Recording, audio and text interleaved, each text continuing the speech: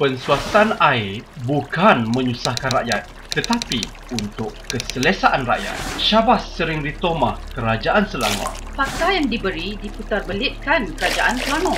Banyak fakta disembunyikan oleh Kerajaan Selangor.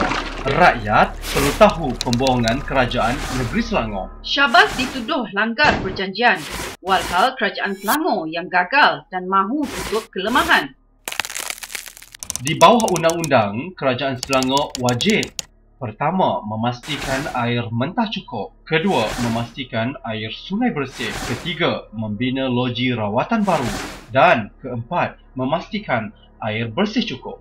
Air bersih kurang, kenapa Syabas dipersalahkan? Tugas Syabas kan hanya untuk mengagihkan air bersih yang dibeli daripada Kerajaan Negeri Selangor. Walaupun Kerajaan Selangor cakap empangan melimpah, gelombong banyak, hujan setiap hari, tidak bermakna air terawat juga melimpah. Rakyat perlukan air bersih, bukan air Sungai Klang. Permintaan air mencecah 4,508 juta liter sehari, walhal pengeluaran air terawat hanya 4,546 juta liter sehari. Baki simpanan kecemasan hanya 38 juta liter sehari, iaitu 1%.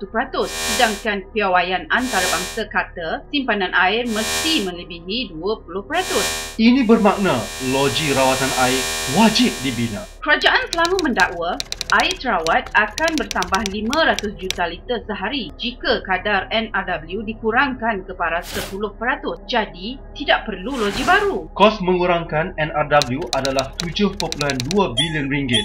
Sedangkan jana loji Langat 2 memerlukan hanya 6.3 bilion ringgit. Mana lebih murah? Kerajaan Selangor menyatakan loji Langat 2 tidak perlu dibina kerana projek ini tidak diberi kepada kroni-kroni mereka.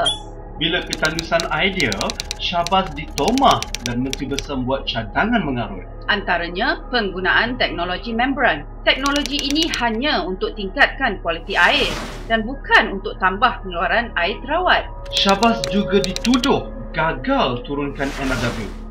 Hakikatnya, Kerajaan Selangor yang gagal. Kadar NRW semasa diuruskan oleh Kerajaan Selangor ialah 43%. Bila Syabas ambil alih, kadar NRW turun 11% kepada 32% dalam masa 2 tahun.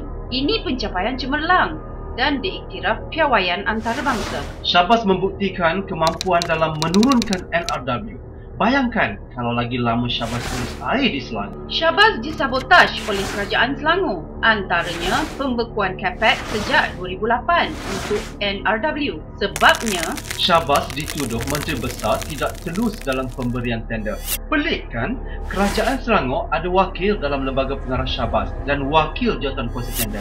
Adakah wakil Kerajaan Selangor juga tidak telus? Syabas juga dituduh langgar perjanjian. Laporan audit negara dan juru audit lantikan Kerajaan Selangor Health Group kata tidak. Ini hanya fitnah Kerajaan Selangor. Apabila sentuh isu penstrukturan air, hanya Syabas dan Puncak Niaga disebut terlibat. Mana perginya Splash dan konsortium Abbas? Hanya Syabas dan Puncak Niaga dituduh menolak tawaran ambil alih pengurusan air. Sedangkan semua syarikat pengeluar air juga menolak tawaran tersebut. Kerajaan Pusat tidak pernah sabotaj cadangan penstrukturan air.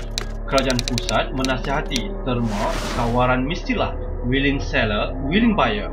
Tetapi Kerajaan Selangor menawarkan sekadar melepaskan batuk di tangga.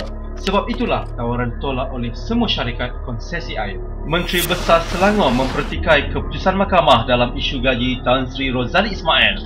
Beliau tidak dibayar oleh Syabas sejak 2005 hingga September 2011. Tetapi didakwa menerima bayaran sebanyak RM425,000 sebulan atau RM5.1 juta setahun. Perkara ini dijelaskan dalam mahkamah dan terbukti Tony Kua bersalah memfitnah Syabas.